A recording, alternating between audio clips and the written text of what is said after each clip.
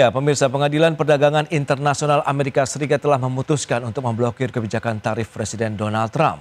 Trump dinilai telah melampaui wewenang ketika memberlakukan bea masuk tinggi terhadap negara mitra dagang.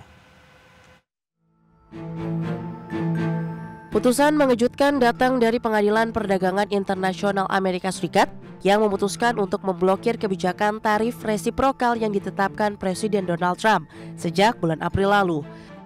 Keputusan pengadilan menyatakan bahwa undang-undang darurat yang dijadikan dasar penerapan tarif resiprokal oleh Gedung Putih tidak bisa memberikan presiden kewenangan sepihak untuk mengenakan tarif pada negara mitra dagang di dunia. Pengadilan juga memerintahkan pemerintahan Presiden Donald Trump untuk menyelesaikan proses birokrasi penghentian tarif resiprokal dan mengeluarkan kebijakan baru yang menjadi dasar penerapan keputusan tersebut dalam waktu 10 hari. Di sisi lain, tensi perang tarif global yang dipicu aksi saling balas antara dua raksasa ekonomi dunia yaitu Amerika Serikat dan China mulai sedikit meredah. Hal ini dipicu hasil pembahasan intensif yang dilakukan perwakilan negeri Paman Sam dan negeri tirai bambu di Jenewa, Swiss. Kedua negara telah menghasilkan kesepakatan yang membawa angin segar bagi perekonomian global, di mana kedua belah pihak sepakat untuk saling menurunkan tarif impor. Lantas sudah sejauh mana dampak keputusan Pengadilan Perdagangan Internasional tersebut terhadap peluang ekspor Indonesia ke negeri Paman Sam? Simak pembahasan lengkapnya sesaat lagi. Berbagai sumber, iDex Channel. Ya, pemirsa, untuk membahas tema kita kali ini, tarif resiprokal Trump pasca putusan Pengadilan Perdagangan Amerika Serikat, kita sudah tersambung melalui Zoom bersama dengan Profesor Aryawan Gunadi. Beliau adalah pakar hukum bisnis dan perdagangan internasional Universitas Tarumanegara. Ya, halo Prof. Aryawan, apa kabar? Apa kabar Pak Pras dan pemirsa iDex TV? Salam selalu. Ya, salam sehat juga. Terima kasih atas waktu yang disempatkan. Kemudian sudah bergabung juga ada Pak Beni Sutrisno, Ketua Umum Gabungan Perusahaan Ekspor Indonesia (GAPI). Halo Pak Beni, apa kabar Pak? Baik Mas, terima kasih. Baik, terima kasih juga atas waktu yang disempatkan. Dan sebelum membahas lebih jauh ini, Prof. Aryawan, Pengadilan Perdagangan Internasional Amerika Serikat tadi sudah disampaikan memutuskan untuk memblokir ini kebijakan tarif Presiden Donald Trump, dan bagaimana pandangan Anda terhadap putusan tersebut? Baik, pemirsa iDex TV dan Pak Pras. Jadi kalau dilihat ada putusan yaitu International Emergency Economic Power Act 1977, arti undang-undang di IAPE ini, di mana menjadi dasar untuk Presiden Donald Trump untuk mengimpos tarif-tarif ke berbagai negara. Jadi memang di statuta itu mempermitkan presiden untuk, bahasanya ya, regulate transaction involving any property in which any foreign country or national thereof has any interest. But this power may only be exercised to deal with an unusual extraordinary threat with respect which national emergency has been declared.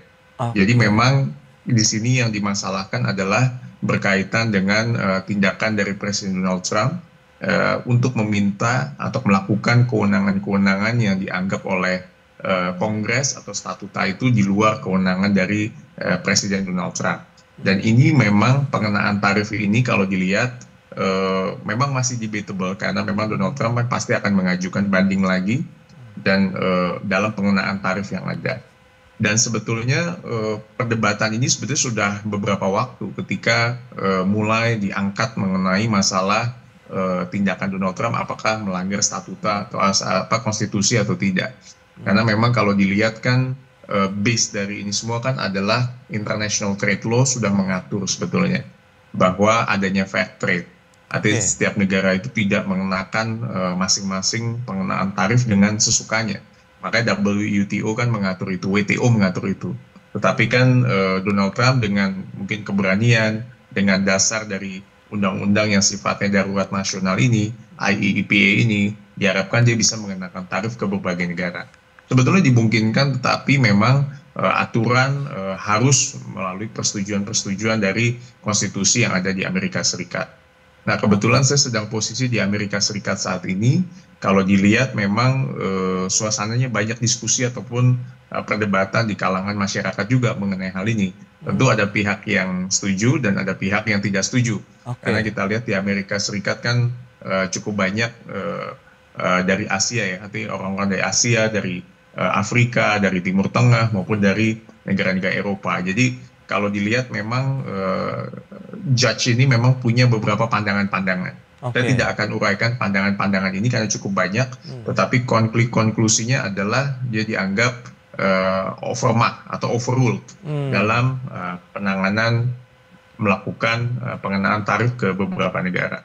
Gitu. Baik, ini overview yang menarik ini, Prof. Nah, dari sisi pelaku usaha khususnya eksportir nasional kita, bagaimana Pak Benny menilai terkait dengan putusan pengadilan begitu ya? Bagaimana tadi tarif resiprokal Amerika Serikat akhirnya diputuskan mungkin untuk sebaiknya tidak diterapkan begitu? Ya, kita ngelihatnya yang pasti yang mana nih. Jadi kan Prof. Arya sudah jelaskan, Trump pasti akan melakukan perlawanan terhadap putusan pengadilan tersebut. Kalau masih ada peraturan perdagangan 1974, ya Trump juga bisa pakai artikel berapa, dia bisa menentukan juga, nggak harus konsultasi dengan Kongres misalnya. Nah, seperti ini kita sebagai pengusaha itu bingung jadinya. Kita mau deal dengan teman-teman kita importir di sana, mereka juga bingung juga. Kalaupun toh mereka nggak mau lepas di pasar, tentu dia ada berani yang take a risk, tapi dengan catatan volumenya pasti dikurangi. Nah, ini risikonya itu, karena belum ada yang pasti kan. Dari pemerintah kita pun bicaranya kan hanya masih negosiasi di mana 60 hari nanti baru ada kepastian berapa. Nah, dalam ini tentu kita sebagai pengusaha harus hati-hati juga. Kalau kita lepas barang terlalu banyak, di sana hanya terdampar di pelabuhan aja, nggak akan bisa masuk karena terlalu mahal, misalnya tarifnya seperti sekarang ini. Nah, tapi kalau misalnya nggak kirim barang itu ke sana, tentu kita akan loss di pasar. Nah, ini memang pertanyaannya cukup menarik ya, tapi sulit menjawabnya saya. Oke. Nah, ini menarik. Lantas, Prof, kalau kita lihat begitu dengan adanya putusan pengadilan ini yang tadi sudah disampaikan adalah kegamangan justru di kalangan pelaku usaha eksportir maupun importir sendiri begitu Indonesia dan Amerika Serikat. Lantas, keputusan ini akankah nanti menjadi tekanan juga nih terhadap kebijakan ekonomi Presiden Donald Trump sendiri, Prof? Betul, artinya dengan adanya, karena saya kan posisi saya beberapa minggu ini kan ada di New York, lalu hari ini saya ada di Indianapolis. Jadi kalau dilihat memang apakah ada sedikit banyak gangguan ya, artinya kebijakan ekonomi yang dilakukan oleh Donald Trump, saya memprediksi akan seperti itu. Seperti yang Pak Benny Sutrisno bilang, di beberapa negara pasti akan kebingungan, termasuk di Indonesia, dan termasuk pengusaha yang ada di Amerika Serikat juga gitu, yang ada di sini yang relatif saya kenal gitu. Jadi saya lihat di Indianapolis pun juga banyak mall-mall yang dulu kalau kita lihat cukup hype, sekarang juga banyak yang tutup. Banyak barang-barang yang juga saya lihat pun juga kebingungan. Hari ini jual angka misalnya 1.000 gitu ya, di besoknya bisa 2.000. Jadi perpindahan angka itu bisa cepat gitu loh. Nah, yang ketiga adalah homeless juga cukup banyak nih sekarang di mana-mana. Walaupun kita lihat di sejumlah beberapa negara Amerika pun nggak ada masalah. Nah, ini yang kita lihat bahwa ternyata ada cukup masalah ekonomi yang memang saya lihat cukup nyata ada di Amerika Serikat yang perlu menjadi catatan untuk Trump. Karena memang ini akan mengganggu tentu beberapa sektor pengusaha yang ada di beberapa negara termasuk Indonesia. Nah, kebijakan ekonomi yang ada ini kan justru akan berpengaruh dari apa yang sudah dilakukan kebijakan-kebijakan yang lain seperti yang kemarin dengan Harvard misalnya. Trump kan juga sedikit menghit ya mengenai kebijakan untuk student dari luar masuk ke Harvard. Dan itu pun juga menjadi kebingungan karena kan kementerian kan juga pasti akan melihat ini kan mau bagaimana, apakah dicarikan jalan keluar perguruan tinggi yang lain yang unggul juga di luar Amerika atau seperti apa. Jadi semua itu jadi kebingungan. Nah, ini yang makanya kita lihat eskalasi ini kita harapkan bisa terus menurun seperti yang Pak Benny tadi sampaikan, ada waktu tunggu supaya para pihak itu calm down. Nah, akan tetapi Donald Trump sendiri memang harus effort untuk bisa melihat apa kebijakan yang dilakukan setelah pasca putusan pengadilan di New York kemarin. Gitu. Baik. Nah, lantas strategi apa yang akan disiapkan oleh teman-teman eksportir nasional? Kita akan bahas nanti di segmen berikutnya, Pak Benny juga Prof. Aryawan. Kita akan jeda dulu sebentar dan pemirsa tetaplah bersama kami.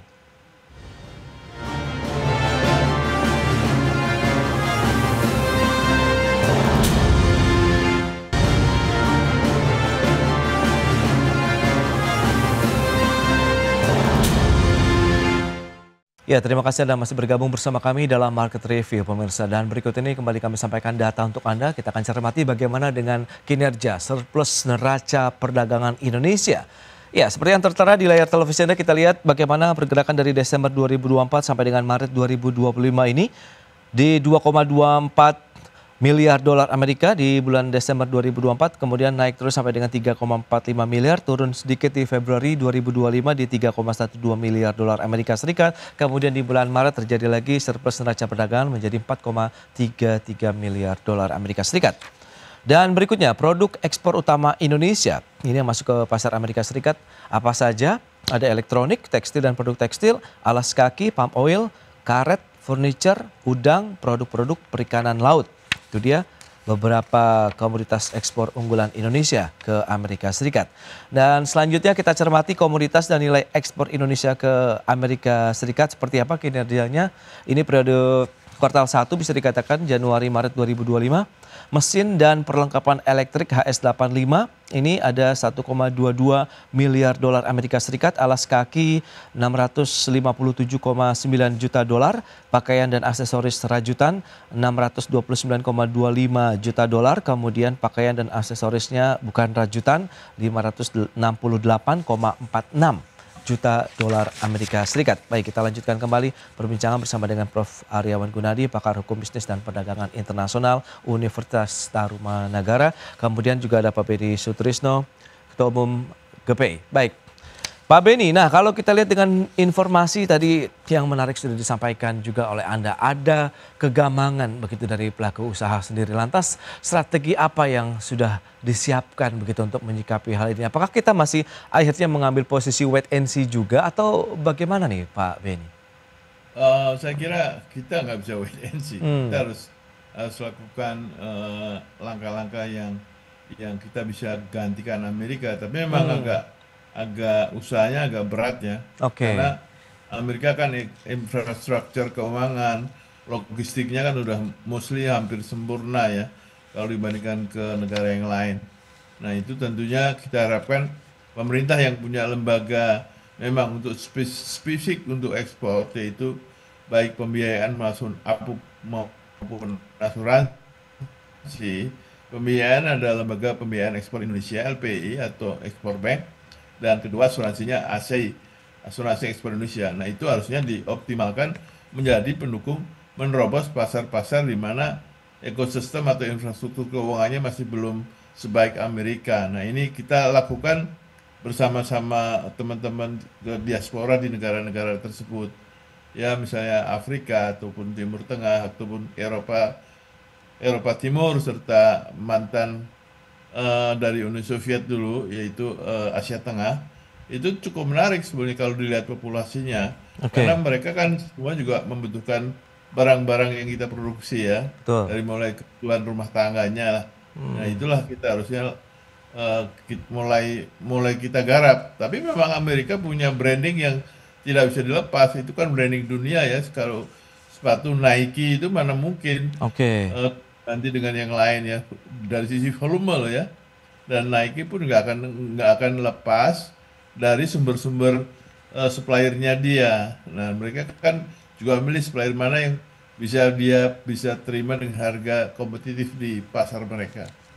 Baik, nah lantas dengan kondisi seperti ini tadi misalnya diversifikasi pun dengan adanya penerapan pada saat keputusan ini bulan April lalu pun kita juga sudah melakukan diversifikasi, tapi seberapa efektif dan sejauh mana hasilnya juga nih Pak Bedi? Ya hasilnya memang masih belum seperti bisa menggantikan volumenya Amerika, cuma paling tidak kita sudah memulai. Kita memupuk masalah hubungan dagang ini dikaitkan satu perjanjian dagang dari kita dengan negara yang baru kita masukin, serta pembiayaan ekspor finance trade ini memang di kita kurang lengkap ya. Jumlah dan jenisnya trade finance kita masih cetek lah. Istilah saya lembaga keuangan sebenarnya harus ikut memperdalam produk-produk ekspor financing kita. Oke. Nah, dari posisi Indonesia sendiri, kita ke Prof. Aryawan. Anda melihat bagaimana, Prof? Begitu. Apakah hasil putusan pengadilan perdagangan ini bisa menjadi momentum juga nih untuk Indonesia yang kan saat ini kita masih terus berupaya untuk melakukan negosiasi terkait dengan penerapan tarif resiprokal sendiri begitu? Iya, memang kalau dilihat argumentasi dari lawyer-lawyernya Trump, kalau dilihat dalam perdebatan di pengadilan kan salah satunya ada beberapa hal, tapi dua yang saya garis bawahi adalah pertama, dengan adanya tarif yang dilakukan oleh Trump, harapannya bisa mencegah illegal drugs yang masuk ke ke Amerika Serikat. Jadi ada filter lah. Yang kedua adalah argumennya adalah ini adalah a part of diplomacy sebenarnya.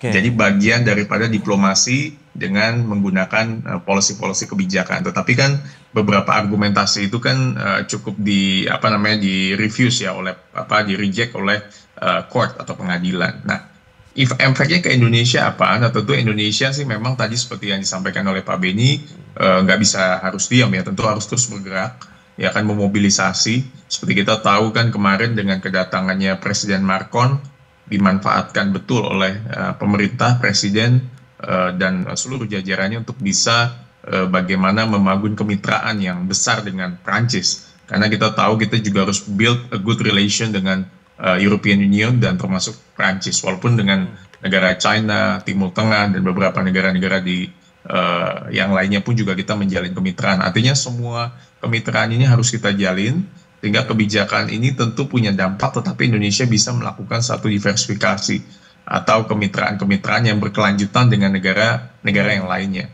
baik di lingkup ASEAN, Uni Eropa, dengan negara anggota BRICS maupun negara-negara anggota yang lainnya. Mungkin begitu. Ya, tadi juga Prof menyebutkan bahwa nanti mungkin pemerintahan Donald Trump juga tidak tinggal diam begitu. Masih ada waktu 10 hari begitu ya yang akan dilakukan untuk bagaimana putusan pengadilan ini akan diterapkan begitu. Nah, proses banding dan lain-lain ini juga butuh waktu berapa lama? Kemudian akankah prosesnya juga panjang begitu, Prof? Iya, tentu akan punya waktu karena tadi seperti yang disampaikan bahwa Donald Trump tentu akan segera melakukan banding dan yang saya dengar itu sudah dilakukan langsung. Nanti kita tunggu seberapa jauh putusan ini akan ada karena pasti dari pihak kuasa hukum dari Donald Trump sudah mengupayakan argumentasi bahwa ini tidak harus mengatur lewat konstitusi yang ada. Oh, ini adalah bagian dari diplomasi sebagai presiden ya, untuk bisa melakukan lobby-lobby pengenaan tarif dengan beberapa negara. Dan tentu yang lain-lainnya argumentasi yang disampaikan. Tetapi kita akan wait and see, kita akan menunggu sejauh mana ini akan memiliki implikasi. Tetapi waktu tunggu ini harus dimanfaatkan oleh Indonesia sebetulnya. Karena kalau saya lihat juga pasti Amerika Serikat juga menjadi salah satu mitra untuk Indonesia untuk saat ini. Apalagi untuk China, untuk Vietnam pun juga sama. Kita lihat, kalau saya lihat di sini banyak produk ya, kalau nggak made in USA, made in China, made in Vietnam, 3 itu yang banyak kalau saya lihat. Jadi kalau ya saya beli barang ya tentu yang ditawarkan mau made in yang mana gitu. Bahkan memilih topi aja, nah, kita beli topi aja. Ada yang China handmade, ada yang US handmade gitu. Nah tentu kita bisa memilih itu. Dan tipikalnya mirip, tetapi harganya mungkin berbeda gitu. Jadi itulah yang membuat kita melihat sejauh mana nanti perkembangan putusan pengadilan akan bisa berefek ke semua. Tapi kita tunggu aja nanti. Ya. Nah, lantas bagaimana dengan tensi dari masyarakat internasional ataupun dunia perdagangan dari kacamata Pak Beni lagi nih? Anda melihat seperti apa? Kan tensi sempat turun juga nih setelah ada kesepakatan bersama begitu kan, delegasi China, Amerika Serikat begitu sama-sama menurunkan juga nih tarifnya begitu. Dan di momentum ini kan sebenarnya sudah cukup mereda atau seperti apa sih kondisinya Pak Beni yang apalagi dengan ditambahnya adanya putusan pengadilan ini begitu? Ya, sebenarnya semua negara juga paham bahwa supply chain ini tidak mudah dirubahnya ya. Ini kan sudah terbentuk ya supply chain saat negara membutuhkan produk negara yang lain ya. Statistik mengatakan celana dalam orang Amerika itu 74% diimpor dari Asia. Jadi kan kalau dia bikin sendiri mungkin mahal sekali celana dalamnya itu. Baik, kalau sama sekali nggak ngambil dari Asia mungkin nggak pakai celana dalam itu, Prof. Jadi hal itu nggak mungkin lah. Seperti industri otomotif di Amerika pun banyak juga tergantung komponennya dari Asia, termasuk dari Indonesia. Nah ini seperti itu kan saya rasa nanti akan terjadi Oke. semacam apa ya, equilibrium antara tekan dan menekan itu kan ketemu di tengah, di sebelah mana kita belum tahu. Justru Oke. pada saat kita belum tahu ini kita yang bimbang mau kemana kita dan harus ngapain.